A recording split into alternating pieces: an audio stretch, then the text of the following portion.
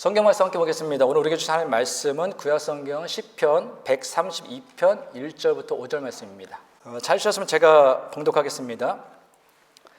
여호와여 다윗을 위하여 그의 모든 겸손을 기억하소서. 그가 여호와께 맹세하며 야곱의 전능자에게 서원하기를 내가 내 장막집에 들어가지 아니하며 내 침상에 오르지 아니하고 내 눈으로 잠들게 하지 아니하며 내 눈꺼풀로 졸게 하지 아니하기를 여호와의 처소 곧 야곱의 전능자의 성막을 발견하기까지 하리라 하였나이다. 아멘. 오늘은 여호와여 기억하소서라는 제목으로 하나님 말씀 대언하겠습니다. 오늘 본문은 우리가 계속해서 찬양 예배 때마다 보고 있는 성전에 올라가는 노래라는 표제가 붙어있는 시편입니다. 근데 성전에 올라가는 노래라는 표제가 붙어있는 시편이 모두 15편이 되어 있는데요.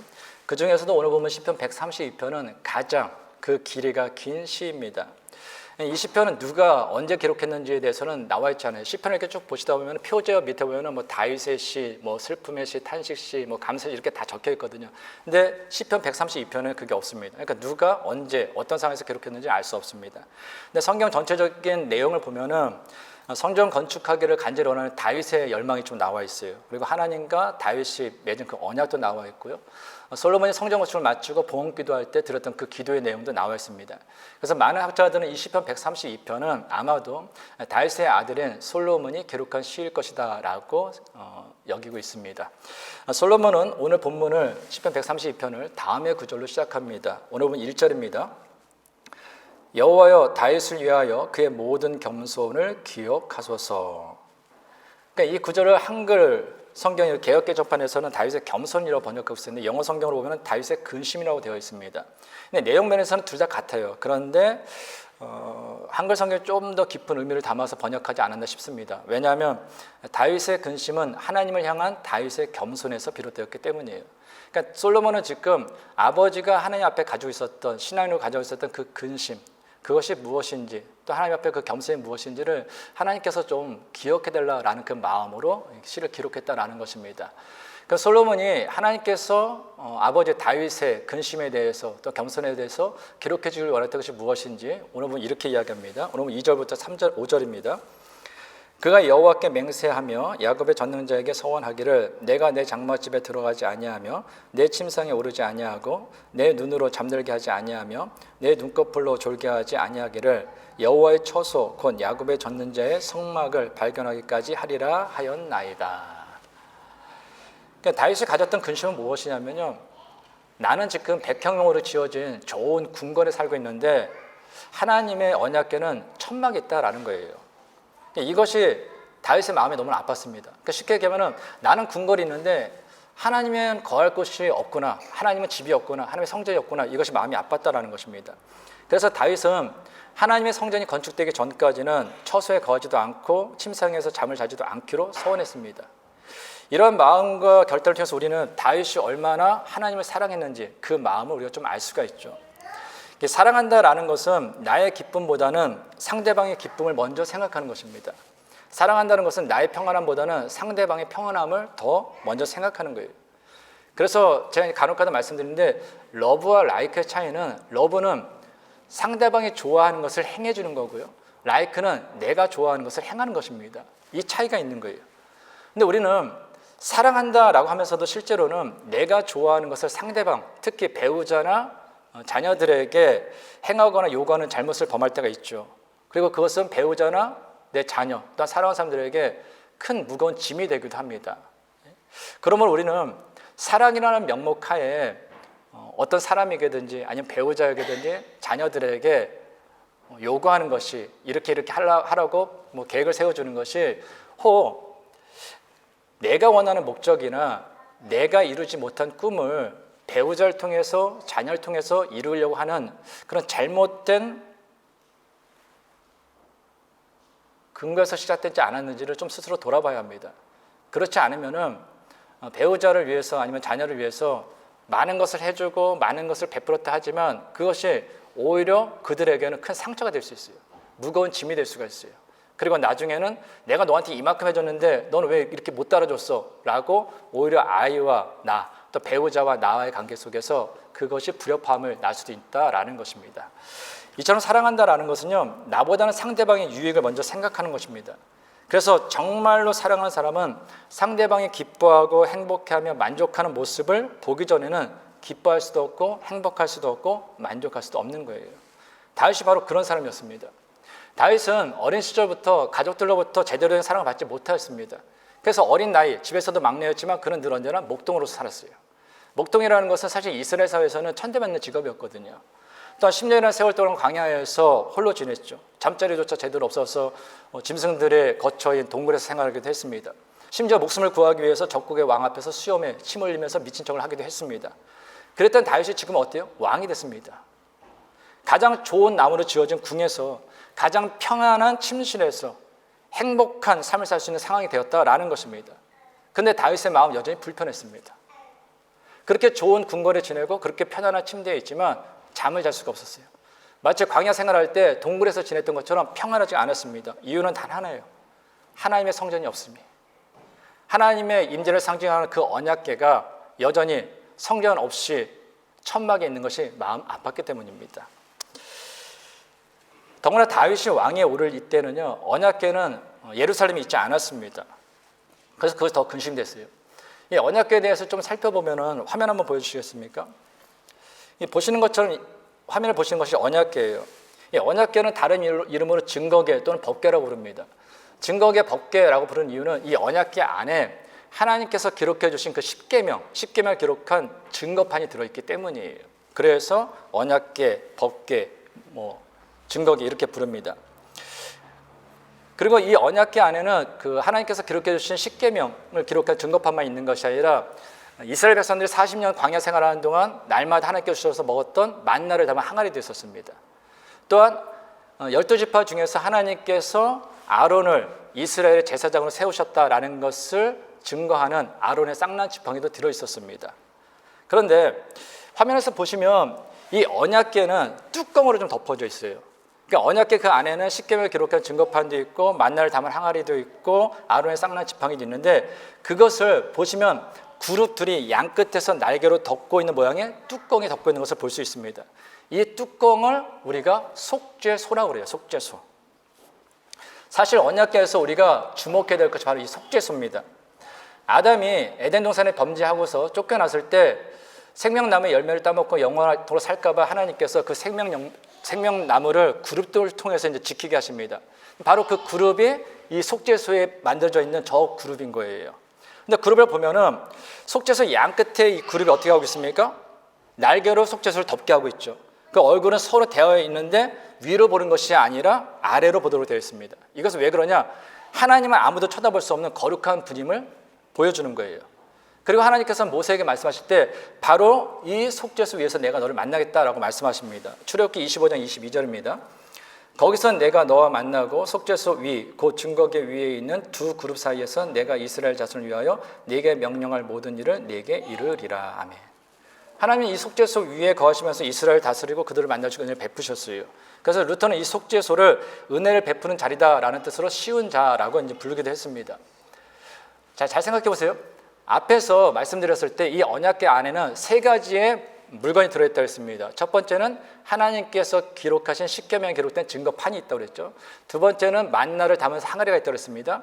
세 번째는 아론의 쌍난 지팡이가 있다고 했어요. 근데 이 세 가지는 사실 이스라엘 백성들이 하나님 앞에 범죄한 것을 나타내는 대표적인 증거입니다. 10계명 왜 주셨죠? 이스라엘 백성들이 하나님을 나의 하나님으로, 우리 하나님의 백성으로 하나님의 뜻에 순종해 살겠습니다 라고 해가지고 하나님께서 그들에게 10계명을 주신 거거든요. 근데 이스라엘 백성들은 연약하다 보니까, 어리석다 보니까 인간적인 욕심 때문에 하나님의 말씀을 지키지 않고 살았습니다. 그 대표적인 예가 하나님께서 모세를 통해서 10계명을 기록한 증거판을 첫 번째 주셨을 때 이스라엘 백성들 밑에서 뭐하고 있었죠? 금으로 송아지 우상을 만들고 이 송아지 우상이 우리를 애굽에서 출애굽시킨 하나님이다 라고 선포했어요. 그리고 그날을 절기로 선포하고 그 금송아지를 하나님처럼 섬기고 있었다라는 거예요. 그래서 그때 모세가 화가 나가지고 하나님께서 주신 그 증거판을 던져서 깨트려버리죠. 그것이 들어있다라는 것입니다. 두 번째, 만나는 하나님의 축복이에요.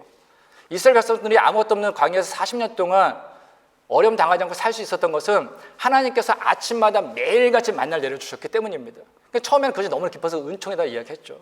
근데 나중에 어떻게 됩니까? 우리가 다른 주일날 살펴보고 있는 것처럼 이까지 게 뭐냐라는 거예요. 왜 맨날 우리에게 이 만남을 주냐라는 거예요. 왜 우리에게 고기 안 주냐? 고기가 먹고 싶다고 해가지고 하나님 앞에 불평 원망하지 않습니까? 그런 탐욕, 하나님께서 주신 것에 감사하지 못하는 그 이기적인 욕망을 보여주는 것이 바로 이 만남입니다. 또한 뭐가 있다고 했어요? 아론의 쌍난 지팡이에요. 하나님께서 아론을 이스라엘 12지파에 택해서 제사장으로 세워주신 거예요. 그 권위는 아론에서 나온 것이 아니라 그를 택하신 하나님부터 나왔다라는 것입니다. 그럼에도 불구하고 고라를 비롯한 이스라엘 자손이 어떻게 돼요? 왜 너만 지도자냐라는 거예요. 나도 지도자가 될 수 있다라는 것입니다. 하나님의 권위에 대해서 도전하는 것이 바로 이 아론의 쌍난 지팡이입니다. 그런데 이 아론의 쌍난 지팡이, 그리고 만나를 담은 항아리, 그리고 하나님께서 기록하신 그 증거판이 담겨있는 그 언약궤가 뭘로 덮어져 있죠? 말씀드린 속죄소로 덮어져 있어요. 그러니까 뚜껑이 덮어져 있는데 그 속죄소의 역할이 무엇이냐? 제사장이 이스라엘 백성들 속죄하는 그 피를, 양을 잡고서 피를 가져옵니다. 그럼 그 속죄의 피를 어디다 뿌리냐? 바로 이 속죄소 위에다 뿌리는 거예요. 그러면 하나님께서 보실 때는 뭐가 보이겠습니까? 이스라엘 백성들의 죄가 보이는 것이 아니라 제사장에 뿌린 속죄의 피가 보이는 거예요. 그래서 그 은혜로 내가 너희들 죄인이지만 내가 너희들 죄를 없다고 칭해줄게. 여기서 온 것이 바로 예수 그리스도의 십자가 보혈로 인하여서 우리가 그 예수 그리스도를 믿으면 하나님께서 우리의 죄를 보시는 것이 아니라 우리가 믿는 그 예수님께서 흘리신 십자가에서 흘린 그 보혈을 보심으로 우리를 의롭다라고 칭해 주신 겁니다. 이것이 로마서에서 계속 말씀드렸던 이신특위. 우리는 행위로서 구원받는 것이 아니라 믿음으로 하나님 앞에서 의롭다 칭함받고 구원받는다라는 것을 이야기하는 것이죠. 이처럼 언약궤는 하나님의 임재와 우리의 죄를 덮어주고 사해 주시는 하나님의 은혜를 상징합니다. 그러니 이 언약궤는 이스라엘 백성들한테 굉장히 중요한 거죠. 그래서 이 언약궤는 시내산 이후 광야 40년 생활 동안 늘 언제나 이스라엘과 함께 있었습니다. 그러다가 여호수아에 의해서 가나안 정복한 뒤에는 실로라는 곳에 보관됩니다. 근데 그 후 이스라엘과 블레셋과의 전쟁이 일어나요. 엘리제 산전 때인데요. 그 전쟁 때 전쟁에서 승리한 블레셋 군대가 언약궤를 자신들이 거주하는 아스도로 빼앗아갑니다. 이유는 하나예요. 블레셋인 우리가 섬기는 신이 이스라엘 너희가 섬기는 여호와를 이겼다라는 거예요. 그것을 자랑하기 위해서 자신들이 거하는 아스도로 가져와서 자신들이 섬기는 다곤 신전에 이 언약궤를 갖다 놓습니다. 여호와 하나님 아무것도 아니라는 거죠. 우리가 섬기는 다곤 신이 만왕의 왕이라는 겁니다. 그런데 그 다음날 아침 논란이 벌어집니다. 이들이 다곤 신상에 예배를 드리기 위해서 제사를 드리기 위해서 성전을 찾았는데 다곤 신상이 넘어져 언약궤 앞에 엎드려져 있는 거예요. 그래서 이상하다 생각하면서도 우연이겠지라고 생각해서 제사장들이 이 다곤 신상을 다시 세워줍니다. 근데 그 다음 날은 어떤 일이 벌어지냐? 다곤 신상의 목과 손목이 아예 부러진 채 언약궤 앞에 엎드려져 있는 거예요. 그리고 그와 동시에 아스도 사람들에게 독종이 퍼지게 됩니다. 그러니까 제사장들이 생각해보니까 블레셋 제사장들이 생각해보니까 이거 심상치 않거든요. 우리가 뭔가 좀 잘못 생각한 것 같다 해가지고 하나님의 언약궤를 가드로 보냅니다. 근데 가드로 보내니 그때부터 갑자기 가드에 있는 사람들의 몸에 독종이 생기는 거예요. 그래서 결국 블레셋 제사장들이 이거 안 되겠다, 지도자들이 이거 이스라엘로 다시 보내야 되겠다 해가지고 그 블레셋에 있던 가드에 있던 하나님의 언약궤를 이스라엘 돌려보냅니다. 이때부터 이 언약궤는 기럇 여아림에 있는 아비나답 집에서 70년 동안 있게 돼요. 그리고 마침내 다윗이 왕위에 올라서 왕권이 좀 강화되고 나라가 좀 평안해지자 다윗이 아비나답의 집에 있는 이 언약궤를 예루살렘으로 가져오려고 합니다. 근데 이때 또 우사가 한 가지 실수를 하죠. 이 언약궤는 제사장들만 어깨에 메고 이동하게 되는 거예요. 이거 하나님께서 만드신 규례입니다. 법이에요. 그 규례를 어기면 안 되는 거예요. 근데 우사가 자기 생각대로 수레에다가 그냥 실어버리는 거예요. 수레에 실어서 옮기는데 이게 가다 보니까 수레가 이렇게 흔들립니다. 그러니까 우사는 자기 생각에는 흔들리면 언약궤 떨어지니까 언약궤를 내가 흔들지 않게 막아야겠다고 해서 손을 대버려요. 근데 그 순간 우사가 죽어버립니다. 아무리 내 생각이 맞다 할지라도 내 상식이 맞는 것 같아도 하나님의 법은 하나님 법대로 해야 되는 거거든요. 그래서 어쩔 수 없이 언약궤는 다시 오벳에돔의 집에 머무르게 됩니다. 그리고 얼마 시간이 지난 후 다윗은 오벳에돔에서 오벳에돔의 언약궤를 제사장들에 의해서 어깨에 메고 예루살렘을 모셔와요. 이게 예루살렘까지 오는 언약궤의 역사입니다. 근데 이 예루살렘에 들어오는 언약궤를 보면서 다윗이 취했던 행동에 대해서 성경은 다음같이 증거하고 있습니다. 사무엘하 6장 14절 15절입니다. 다윗이 여호와 앞에서 힘을 다하여 춤을 추는데 그때 다윗이 배 에봇을 입었더라. 다윗과 온 이스라엘 족속이 즐거이 환호하며 나팔을 불고 여호와의 궤를 메어 오니라. 언약궤가 예루살렘으로 오는 것을 보면서 다윗이 어떻게 했습니까? 춤을 췄어요. 힘을 다하여 환호하면서 기뻐했습니다. 이 구절은 나와 있지 않는데 성경에서 어떻게 되어 있습니까? 다윗이 얼마나 즐겁게 기쁘게 춤을 추면서 언약궤가 오는 것을 찬양했는지 그 옷이 벗겨질 정도였다라는 것입니다. 언약궤가 예루살렘으로 들어오는 것을 보면서 춤을 추며 기뻐하는 그 다윗의 모습을 누가 보았을까요? 바로 아들 솔로몬이 보았습니다. 솔로몬은 어릴 때부터 아버지 다윗이 얼마나 하나님을 사랑하는지 알았습니다. 또한 솔로몬은 어릴 때부터 아버지 다윗이 하나님의 집을 얼마나 지키를 간절히 원하는지 알고 있었어요. 그런데 안타깝게도 다윗은 그 뜻을 이루지 못하죠. 이유는 무엇이냐? 하나님의 성전은 사람을 살리는 거예요. 생명을 살리는 것입니다. 근데 다윗은 수많은 전투로 인해서 너무나 많은 피를 흘렸어요. 그러니까 피를 흘린 네가 생명을 살리는 하나님의 성전을 지을 수는 없다라고 해서 하나님께서 거절하십니다. 그래서 다윗 대신에 다윗의 아들인 솔로몬이 하나님의 성전을 건축하게 되는 거예요. 그런데 중요한 건 이거죠. 다윗은 자신이 하나님의 성전을 건축하지 못한다 해가지고 모른 척하지 않습니다. 내가 건축하지 못한다 할지라도 내 아들이 건축하게 되었으니 성전을 건축하는데 부족함이 없도록 모든 준비를 다 완벽하게 해줍니다. 그리고 솔로몬이 다 물려주죠. 이 모든 과정을 솔로몬은 너무나 잘 알고 있었어요. 7년 6개월이나 기나긴 시간 동안에 하나님의 성전을 건축한 사람은 솔로몬입니다. 근데 솔로몬은 자신보다는 아버지 다윗이 하나님의 성전을 짓기를 더 간절히 원했다는 것을 너무나 잘 알고 있었어요. 자신보다는 아버지 다윗이 더 하나님에 대한 사랑이 깊은 걸 알고 있었습니다. 그래서 내가 비록 7년 6개월이라는 그 시간 동안에 이 하나님의 성전을 건축했지만 솔로몬은 성전이 건축된 뒤에 하나님한테 무엇이라 기도했냐? 하나님의 성전을 그토록 간절히 짓길 원했던 내 아버지 다윗의 그 근심, 다윗의 겸손을 기억해 주시옵소서라고 기도했던 것입니다. 네덜란드 철학자 스피노자가 이런 얘기를 했죠. 내일 지구가 망한다 할지라도 나는 오늘 한 그루의 사과나무를 심겠다라는 말씀입니다. 무슨 얘기예요? 내 인생과 사회뿐만 아니라 역사와 우주에 어떤 일이 있다 할지라도 오늘 내게 주어진 그 시간 안에서 내가 할 수 있는 최선의 삶을 살겠다라는 것입니다. 생각해보면요, 사과나무에 열린 사과는 심은 사람이 반드시 따먹는 건 아닙니다. 심지 않은 사람도 따먹어요. 왜요? 어떤 상황에서도 자기에게 주어진 그 사과나무를 심는 일에 최선을 다한 사람이 있기 때문에 누군가는 그 열매를 따먹는 거거든요. 이처럼 우리 인생을 살아가면서 얻는 수많은 혜택들은요, 각자 자신에게 맡겨진 일에 최선을 다한 사람들이 있었기 때문에 가능한 것입니다. 신앙생활도 동일해요. 어떤 사람들은 내가 교회를 섬기고 내가 교회 안에서 기도했고 헌신했으니까 내가 살아있는 동안에 우리 교회가 부흥하고 성장하고 하는 모습을 보아야겠다라고 생각하는 분들이 있습니다. 근데 죄송한데 이거는 착각이에요. 저도 그 착각은 하지 않으려고 노력하고 있습니다. 이유는 무엇이냐? 아무리 내가 신앙생활을 열심히 하고 교회를 섬기고 헌신하고 눈물로 기도한다 할지라도 내가 뿌린 그 믿음의 씨앗, 그로 인해서 열린 그 믿음의 열매, 결실의 열매를 내가 반드시 따먹는 건 아니라는 거예요. 나는 못 따먹을 수 있습니다. 그러나 내 후손, 내 다음 세대, 믿음의 세대가 그것을 따먹을 수 있는 거죠. 이것을 우리는 꼭 기억해야 됩니다. 그때 우리는 교만하지 않을 수 있어요. 어떤 분들은 큰 교회 다니고 큰 교회를 섬기고 큰 교회 담임 목사다 하면은 어깨 이렇게 좀 뽕 맞은 것처럼 어깨가 올라가는 분들이 있습니다. 착각이죠. 그분들이 잘해서 그 교회가 그렇게 된 게 아니에요. 그 교회를 위해서 이미 그 전부터 수많은 사람들의 눈물과 헌신의 땀이 있었기 때문에 그 열매를 그 사람들이 지금 따먹고 있을 뿐인 것입니다.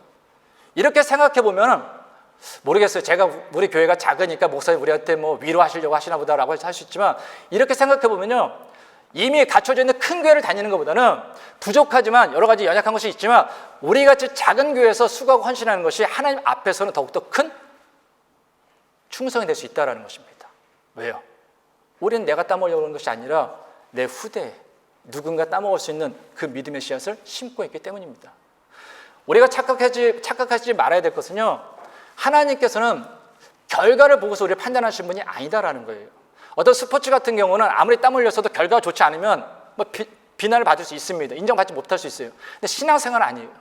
하나님께서는 결과를 보고 판단하시는 분이 아니라 그 결과를 이루기 위해서 어떻게 주어진 하루하루라는 그 과정을 성실하게 최선을 다했는지를 보시고 판단하시는 분이다라는 거예요. 잘 아시는 것처럼 마태복음에 나오는 달란트 배우 보면요, 2달란트를 남긴 사람이나 5달란트를 남긴 사람이나 그 칭찬은 동일한 것을 볼 수 있죠. 마태복음 25장 21절입니다. 그 주인이 이르되 잘하였도다. 착하고 충성된 종아, 내가 적은 일에 충성하였음에 내가 많은 것을 내게 맡기리니 내 주인의 즐거움에 참여할지어다. 아멘. 마태복음 25장 23절입니다. 그 주인이 이르되 잘하였도다. 착하고 충성된 종아, 내가 적은 일에 충성하였음에 내가 많은 것을 내게 맡기리니 내 주인의 즐거움에 참여할지어다. 아멘. 5달란트와 2달란트는 3달란트를 차이입니다. 3달란트면 엄청난 차이인 거예요. 이거는 세상의 기준을 보면 5달란트를 남긴 사람들, 2달란트를 남긴 사람은 정말 대단한 사람입니다. 능력이 대단한 사람이에요. 그런데 그 주인, 하나님께서 칭찬하는 것을 보면 칭찬의 차이가 있습니까? 똑같아요. 잘했다라는 거예요. 둘 다 모두 착하고 충성된 종이라는 거예요. 그러면서 뭐라고 얘기합니까? 네가 적은 일에 충성했다라는 거예요. 우리가 보기에는 3달란트 차이면 굉장히 큰 거죠. 수억, 수십억의 차이가 나니까요. 그런데 하나님은 온 우주 만물의 주인이십니다. 이 모든 것이 하나님 거예요. 그 모든 걸 가지신 그 하나님 앞에서는 3달란트 차이가 별거 아닌 거예요. 우리는 우리 스스로 해서 내가 좀 더 많은 일을 했다, 위대한 일을 했냐, 큰 일을 했냐, 내가 뭐 전도를 더 많이 했냐, 뭐 누가 뭐 업적을 세웠냐, 내가 뭐 헌금을 더 했냐, 적게 했냐, 이럴 수 있습니다. 그러나 하나님 보시기에는 다 똑같은 거예요. 하나님 앞에 가장 중요한 건 무엇이냐? 얼마나 큰 업적, 얼마나 많은 일을 했냐가 아니라 내게 주어진 그 오늘의 삶 가운데서 내게 맡겨진 일이 작든지 크든지 관계없이 주어진 일에 얼마나 최선을 다하여 하나님을 사랑하는 마음으로 겸손하게 행했느냐, 이것이 하나님 앞에 가장 크다라는 것입니다. 다윗이 바로 그런 삶이었어요. 다윗은 일생을 살면서 하나님 앞에서 내가 큰 일을 하겠습니다, 위대한 일을 하겠습니다, 더 많은 일을 하겠습니다, 절대로 생각하지 않았습니다. 다윗은 그저 내 인생을 가장 좋은 푸른 풀밭, 쉴만한 물결을 인도하시는 그 나의 목자 되신 하나님의 인도하심을 쫓아가면서 내게 주어진 일에 최선을 다했던 사람이에요. 그렇게 살았더니 하나님께서 야, 정말 너 내 마음에 맞는 사람이구나, 내가 너 보니 정말 기쁘다라는 그 칭찬을 받았다라는 거죠. 그러면 우리도요, 신앙생활을 하면서 인생을 살면서 아이들이나 아니면 배우자 또 내 자신에게 세상의 어떤 논리를 가지고 큰 일을 해야 돼, 위대한 일을 해야 돼, 돈도 벌려면 더 많은 돈을 벌어야 돼, 차도 귀하면 큰 차를 타야 되고, 집도 귀하면 큰 집을 사야 되고, 교회도 귀하면 큰 교회를 다녀야 되고, 이런 생각을 좀 안 했으면 좋겠어요. 앞으로 현실은요, 시간이 지나면 지날수록 죄송한 얘기지만 교회가 숫자로 부흥한다는 것이 결코 쉽지 않을 것입니다. 왜요? 애를 안 낳잖아요. 젊은이가 없어져요. 우리가 같이 생활하고 있는 유나이티드 처치 여기 호주교회요, 제가 처음에 왔을 때 10년만 해도 그래도 60대 좀 있었습니다. 50대는 잘 못 봤어요, 사실. 근데 지금은 안 보이는 분들만 계시고, 그때 60대였던 분이 70대고 70대도 80대셨지 젊은 사람은 못 보고 있습니다. 한국교회는 어때요?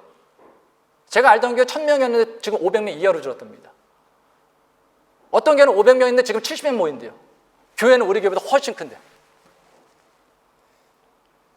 제가 전에도 말씀드렸던 것처럼 한국에 가면 진짜 호화스러운 멋있는 교회들 참 많습니다.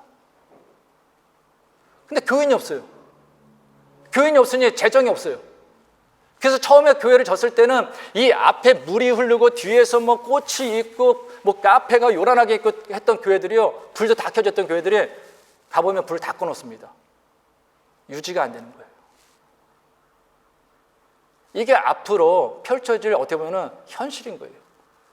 그러면 우리는 어떤 뭐 성장, 세상적인 기준으로 이거를 우리가 추구하기보다는 하나님께서 나에게 오늘 맡겨주신 그 일이 무엇인지, 신앙인으로서 내가 그리스도인으로서 하나님의 자녀로서 내가 오늘 무엇을 해야 될지 그걸 좀 정확하게 알고 그거에 충성을 다하는 것이 중요하다라는 것입니다.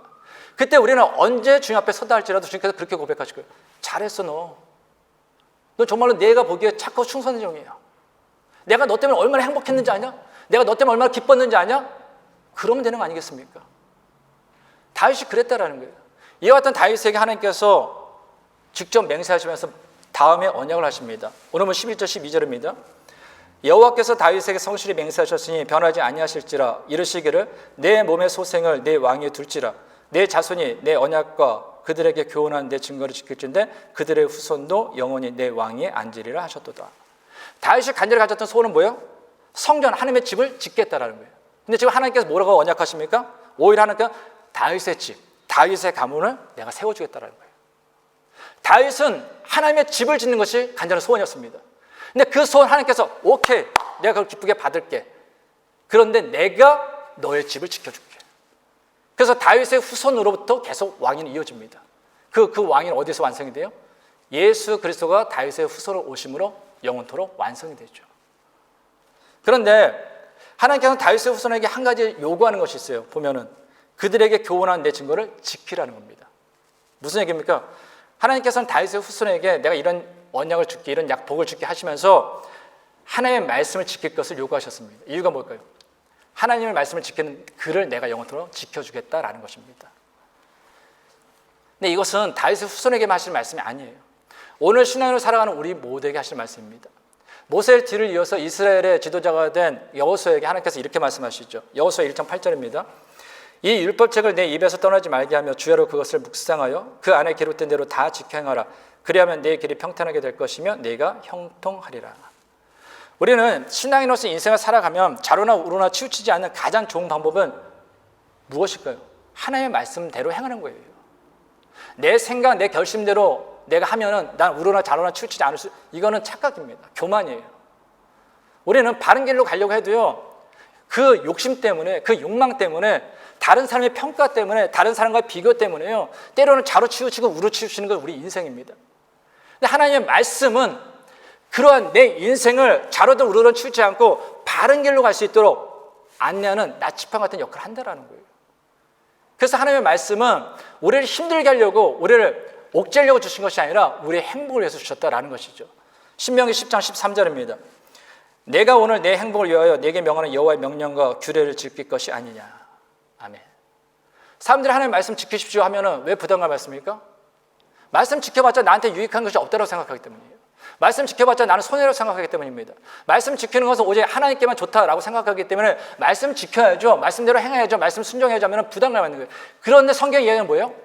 내 행복을 위해서 말씀을 주셨다라는 거예요. 생각을 좀 바꿔야 돼요. 상황이라는 것은 내가 바꿀 수 없습니다. 그러나 생각은 내가 바꿀 수 있어요. 다른 사람은 내가 바꿀 수 없습니다. 근데 나는 내가 바꿀 수 있는 의지가 있지 않습니까? 그러니까 다른 사람한테 말씀을 지켜야지 바르게 살아야, 이게 아니라 내가 깨달은 그 말씀, 내가 들은 그 말씀대로 내가 순종해 나가면 내 길이 다르든 우르든 치우치지 않아서 바른 길을 하면서 내가 진정 행복한 인생, 복 있는 인생이 된다라는 것입니다. 그것을 누가 보겠습니까? 내 사랑하는 자녀가 보죠. 나와 함께 신앙생활하는 믿음의 후배들이 보죠. 그 모습을 보고서 어떻게 돼요? 내 자녀들이 나도 우리 아버지가 갔던 그 길, 믿음의 길, 내 엄마가 갔던 그 믿음의 길, 우리 장로님이 가셨던 그 믿음의 길, 권사님이 가셨던 믿음의 길, 집사님이 가셨던 믿음의 길, 우리 형이 걸었던 믿음의 길, 누나가 걸었던 믿음의 길, 나도 걸어야지. 이렇게 되는 것이 믿음의 유산이다라는 것입니다. 그러므로요, 행복한 인생, 복 있는 인생을 원하시면요, 말씀을 지키세요. 그래서 시편 150편의 주제자 요약인 시편 1편은요, 복 있는 사람은 여호와의 율법을 날마다 묵상하고 지키는 사람이라고 이야기를 하는 거예요. 오늘 13절부터 16절입니다. 여호와께서 시온을 택하시고 자기 거처를 삼고자 하여 이르시기를 이는 내가 영원히 쉴 것이라 내가 여기 거주할 것은 이를 원하였음이로다. 내가 이성의 식료품에 풍족히 복을 주고 떡으로 그 빈민을 만족하게 하리로다. 내가 그 제사장들에게 구원을 옷 입히리니 그 성도들은 즐거이 외치리로다. 하나님께서 성전을 영원한 거처로 삼으시다 말씀하시면서 그 성전이 있는 예루살렘에 물질적인 복과 영적인 복을 주시기로 약속하셨습니다. 근데 이 예루살렘에 거하는 물질적인 복은 이미 솔로몬 때 이루어지죠. 성경에 보니까 솔로몬 때는 은이 돌 같다라는 거예요. 길가에 있는 돌처럼. 그래서 모든 복은요, 성전을 중심으로 통해서 퍼져나가게 되어 있는 겁니다. 영적인 복은 어떻습니까? 제사장을 통해서 하나님의 역사가 그곳에 이루어져서 예배 공동체, 구원의 공동체 된다는 거예요. 성전이 있는 그 예루살렘 중심으로 어떻게 됩니까? 예배가 되고요. 그 예루살렘 중심으로 어떻게 됩니까? 땅끝까지 복음이 전해지는 그 놀라운 역사가 이루어지죠. 시인은 오늘 보면 이렇게 마칩니다. 오늘 보면 17절, 18절입니다. 내가 거기서 다윗에게 뿌리 나게 할 것이라. 내가 내 기름 부음 받은 자를 위하여 등을 준비하였도다. 내가 그의 원수에게는 수치를 입히고 그에게는 왕관이 빛나게 하리로다 하셨도다. 뿌리라는 것은 힘, 권위, 번영 등을 뜻합니다. 그러니까 다윗에게 뿌리 나게 하신다라는 것은 다윗이 통치하는 그 나라를 튼튼하게 세워주시겠다라는 거예요. 그래서 북이스라엘은 계속 깨지고 했지만 남유다는 계속해서 이어지는 거예요. 그리고 어떻게 됩니까? 성전의 등불이 밤새도록 꺼지지 않는 것처럼 다윗의 후손도 계속해서 이어지게 하죠. 하나님께서 다윗에게 하셨던 이 모든 언약은 어떻게 됩니까? 이스라엘 역사를 통하여서 또한 이 땅에 오신 다윗의 후손 오신 예수를 통해서 다 이루어지는 것입니다. 한 가지 질문하고 오늘 본문 말씀을 마치도록 하겠습니다. 성도 여러분, 이스라엘 백성들과 다윗의 후손이 하나님으로부터 영원한 복을 받게 된 이유가 무엇입니까? 그들이 잘했던 거예요? 아니에요. 솔로몬이 잘했던 거예요? 아니에요. 하나님을 사랑한 다윗 한 사람 때문입니다. 하나님을 위하여 자신에게 맡겨진 일에 최선을 다한 그 다윗 한 사람 때문에 이스라엘 백성들과 다윗의 후손이 영원한 하나님의 복을 받은 거예요. 무엇을 위하는 것입니까? 나는 굉장히 소중한 삶이라는 거예요. 내가 하는 일, 내가 오늘 인생 가운데 신앙인으로 살아가는 그 삶은요, 결코 나만을 위한 것이 아니라 내가 어떻게 살아가느냐에 따라서, 내가 하나님 눈에 어떻게 보이냐에 따라서, 사람들 눈에 어떻게 보이냐에 따라서 내 사랑하는 자녀들의 먹고 마심이 달라진다는 겁니다. 내 사랑하는 후손들의 삶이 달라진다는 것입니다. 내가 함께 신앙생활하는 이 신앙 공동체 믿음의 후배들의 받을 복이 달라진다라는 것입니다. 그래서요, 내 인생을 함부로 살면 안 됩니다. 다른 사람 앞에 수근수근대는 인생이 되면 안 됩니다. 다른 사람 앞에 신앙인으로서 왜 그래? 비난받고 욕먹는 인생이 되어서는 안 된다는 거예요. 우리는 할 수 있는 한 최선을 다하여서 하나님과 사람 앞에 더욱더 사랑스러워가는 그 인생이 되어야 한다는 것입니다. 그때 우리의 사랑하는 자녀들도, 우리의 사랑하는 신앙공동체 믿음의 후배들도 하나님께서 주신 그 영원한 복을 누리게 될 것입니다. 저와 여러분이 바로 그와 같은 인생이 되기를 간절히 주님의 이름으로 축원합니다. 기도하겠습니다. 하나님 아버지, 오늘 우리가 살아가는 삶은 결코 자기 자신만을 위한 것이 아니라 사랑하는 자녀들과 우리가 속한 신앙공동체를 위한 이름을 잊지 않으므로 내게 맡겨진 일에 최선을 다하며 오늘을 살아가며 아름다운 믿음의 씨앗을 심게 하옵소서. 그리고 오늘 우리가 심은 믿음의 씨앗이 아름다운 열매를 맺혀졌을 때 우리의 사랑하는 자녀들과 신앙 공동체가 먹는 복을 누리게 하옵소서. 이제는 우리 주 예수 그리스도의 은혜와 하나님의 크신 사랑과 성령님의 교통하심이 하나님을 사랑하는 마음으로 오늘 내게 맡겨진 일에 최선을 다하며 믿음의 씨앗을 심는 아름다운 신앙인으로 살아가기 원하는 모든 성도들과 가정과 세워진 기업이 이제부터 영까지 함께 하시기를 간절히 축원하옵나이다. 아멘.